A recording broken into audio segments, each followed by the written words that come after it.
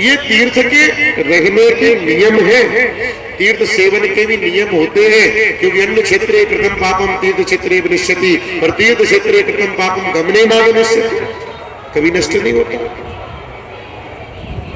तो भगवान ने गोपियों को शिक्षा दी, गोपी वस्त्रात हार कहा।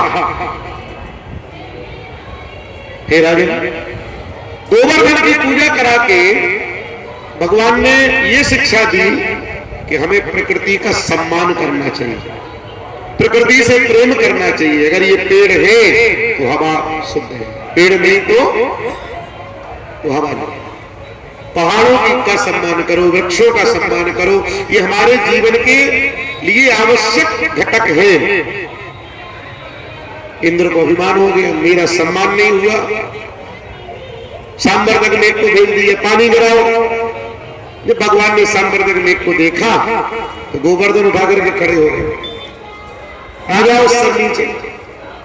7 दिन 7 रात पानी लगातार गिरता रहा, लेकिन जिसकी रक्षा भगवान करे उसको कौन मार सकता?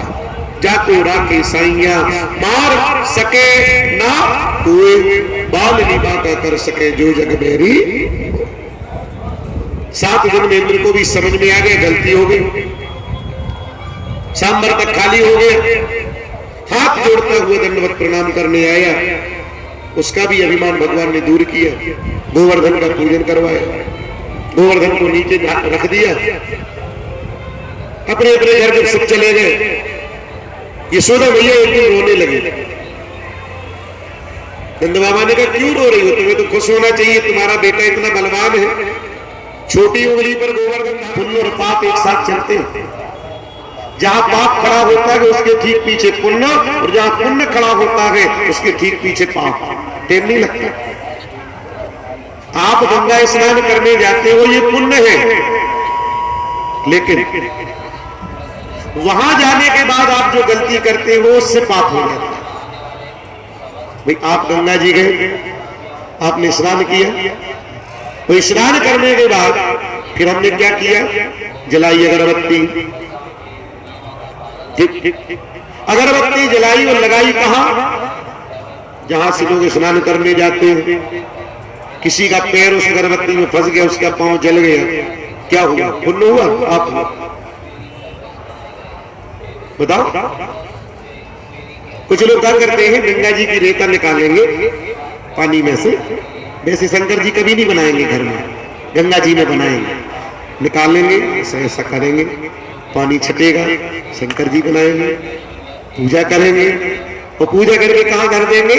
वहां जहां से लोग भीतर घुस रहे। तुमने पूजा की, दूसरा पांव मारता हुआ चला गया, क्या गई? गंगा जी की आरती उतारी, दिया धर दिया, वहीं बाजू वाले की साड़ी जल गई। साड़ी में हो सकता लंबी घटना घट जाए। फिर तो वृंदावन की गोपियां यही तो करती थी, बिचारियों की क्या गलती थी? वो तो 5 बजे जाती। यमुना जी ने प्रवेश किया स्नान करने के लिए, लेकिन एक गलती कर देती थी कि कपड़े उतार के बाहर रख देती। भगवान ने कहा ये तो दोष है, किसी भी तीर्थ में बिना अधो वस्त्र पहने हुए स्नान नहीं करना चाहिए। उसी जल में कपड़े नहीं धोना चाहिए, कभी नहीं धोना चाहिए। धोने वाले के जूते भी, ये जीवन बन गया, अन्यथा पता नहीं क्या होगा। सूरज महाराज ने आशीर्वाद दे दिया, मेरे द्वारा कही हुई कथा तुम्हें सिद्धि प्राप्त हो, तुम्हें मोक्ष प्राप्त हो। सिर के ऊपर हाथ रख दिया, जय कृष्ण की आवाज आई, और सुखदेव जी महाराज अंतर्ध्यान हो गए। सुखदेव जी चले गए, परीक्षित महाराज अकेले तक्षक सुमेरु पर्वत की कंदरा से निकल के गंगा के रेती रमण में आए। गंगा के रेती रमण में ब्राह्मण का रूप बनाया, गंगा स्नान किया, समीक ऋषि मिल गए, लेकिन इसके पहले परीक्षित की आत्मा भगवान में लीन हो चुकी थी, केवल शरीर बैठा था, केवल शरीर। सूत और सौनक संवाद प्रारंभ हो गया। भागवत सूत जी महाराज ने सौनक और कलयुग का वर्णन कराया। कलयुग में ये होगा, ये होगा, ये होगा, जो होगा सब बताए, जो दिख रहा है। अंत में बात यही कि अगर मुक्ति को प्राप्त होना है, आज के कथावाचक एक बहुत बड़ी नौटंकी कर रहे हैं, इनको सुधर जाना चाहिए, अन्यथा आने वाले समय में बहुत बुरा हाल होगा। जिन भगवान वामन ने बलि के अलावा, ध्यान देना, जिन वामन भगवान ने बलि के अलावा किसी से भिक्षा नहीं मांगी संसार में, आजकल के कथावाचक वामन भगवान का रूप लेकर के और पूरी पब्लिक में झोली फैल के मंगवाते हैं। जरा विचार करो कि तुम क्या संदेश देना चाह रहे हो समाज को, क्या संदेश, क्या आप देना चाह रहे हो समाज को? मेरी समझ में ये बात नहीं आ रही है? राम राम लिखा हुआ कुर्ता पहन लेंगे और फिर वही कुर्ता उतार के बाथरूम में डाल देंगे, दूसरा ही लगेगा क्या? बताओ, दोष लगेगा कि नहीं लगेगा? अरे शास्त्र कहता है कि आप उसी से नाक पोंछ रहे हो, उसी से पसीना पोंछ रहे हो, उसी को सिर में बांध रहे हो, और अगर कुछ ना मिले कपड़ा बदल ले तो उसी को बांध के चड्डी भी बदल रहे हो। क्या है? विचार करो कि आप क्या संदेश दे रहे हो समाज को?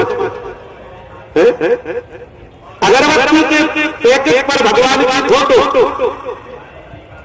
फायदा हुआ फैक्ट्री वाले को, सामने वाले ने अगरबत्ती जलाई, पैकेट फेंक दिया नाली में, झाड़ू वाला आया, एक झाड़ू मारी, पैकेट विधर्मी कहते पूजा रहे 2 रुपये के भगवान।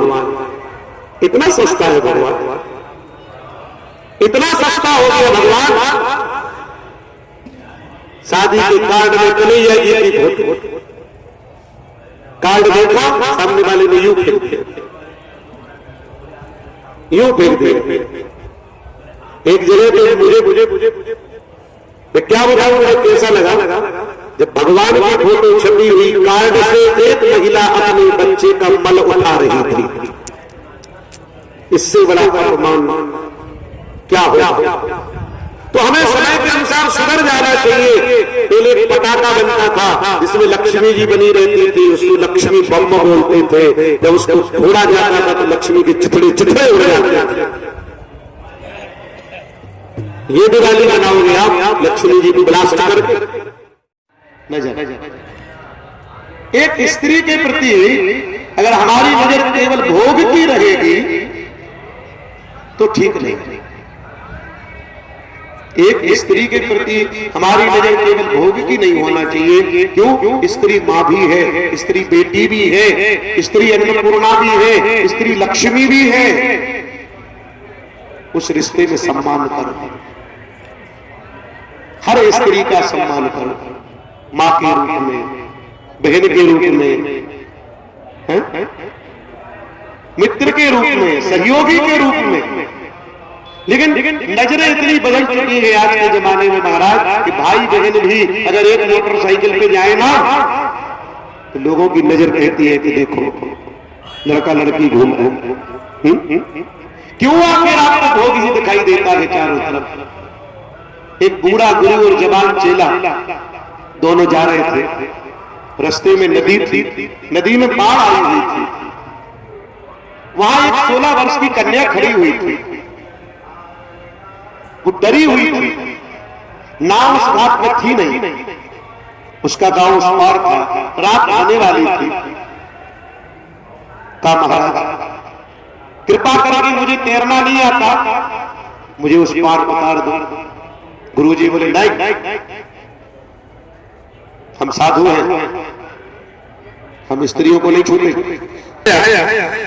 तो नदी पार पार गुरुजी को इतनी गुस्सा आई कि बताओ मेरे सामने एक औरत को कंधे पे निकाल के पार करा रहा है। गुरुजी ने बोलना बंद कर दिया, चेला गुस्से में। चेला अपने से सेवा करता रहा, 3 दिन हो गए। चेला ने गुरुजी से पूछे दिया, गुरुजी मेरी गलती क्या है, आप बड़े नाराज हो? गुरुजी बोले तुमने उस लड़की को क्यों छुआ? तो केवल छुआ नहीं, अपने कंधे पे चढ़ाया उस पार उतारने के लिए। चेला कहता अच्छा गुरुजी वो बात है। तो गुरुदेव मैंने तो उस लड़की को उठाया और कंधे पे चढ़ाने के बाद नदी पार करके वही उतार दिया। लेकिन आपके दिमाग में तो वो लड़की अभी भी चढ़ी हुई है, आपके दिमाग में वो अभी भी चढ़ी हुई है। मेरी नजरों से तो वही उतर गई, मैंने जैसे उसको उतारा मेरी नजरों से तो वही उतर गई, आपकी नजरों में अभी भी चढ़ी हुई है। इसे कहते हैं नजर, इसे कहते हैं नजर। खुदा अगर नजर दे तो हर सूरत खुदा की है। भगवान अगर किसी को नजर दे दे तो हर नजर भगवान की है। भगवान कहते हैं त्वमेव सर्वम जगत, सारा संसार मेरा अपना घर है, ये सब मेरे, सब मम प्रिय, सब मम उपजाए। इसीलिए कन्हैया को भोगी नहीं योगी कहा, योगी सुखदेव भगवान कहते हैं सुदामा जी महाराज 7 दिन द्वारिका में रहे।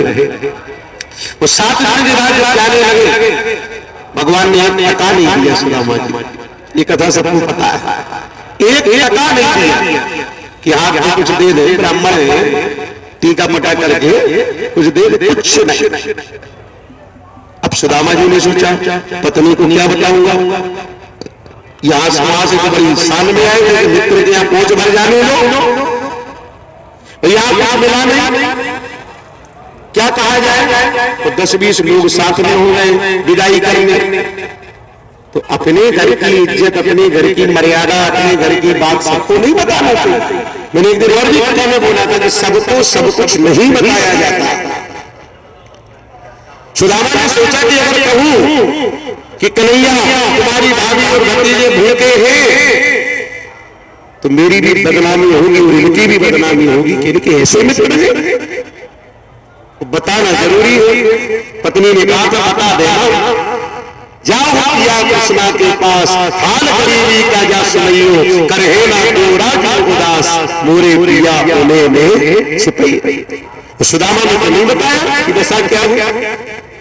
अब बताएं तो कैसे बताएं, तो कुछ बातें महाराज इशारों वर्ड में बात कर सकते हैं। सुदामा जी कहते कन्हैया तुम्हारी भाभी ने एक संदेश भेजा था, क्या बताओ। सुदामा कहते हैं बताओ, यही बताओ। बोले यही बताओ, मेरा किसी से कुछ छुपाओ नहीं, यही बताओ। सुदामा ने सोचा पता भी चल जाए और इज्जत भी ना जाए। सुदामा जी कहते कन्हैया तुम्हारी भाभी ने कहा था कि कन्हैया से कह देना एक माह 2 पाख में, 1 महीने में 2 पाख होते हैं, कृष्ण पक्ष और शुक्ल पक्ष। 1 माह 2 पाख में 2 एकादशी हो। एकादशी तिथि के दिन भोजन नहीं करना चाहिए। शास्त्र के अनुसार एकादशी तिथि के दिन अन्न में पाप का वास होता है, इसलिए नहीं करना चाहिए। तो एकादशी भूखा रहने की तिथि है। सुदामा की पत्नी कहती है कि सामान्य वैष्णव महीने में 2 दिन भूखा रहता है, ठीक है। 1 माह 2 पाख में 2 एकादशी हो, मेरे घर गोपाल जो नित्य एकादशी हो, मेरे घर गोपाल जो नित्य एकादशी हो।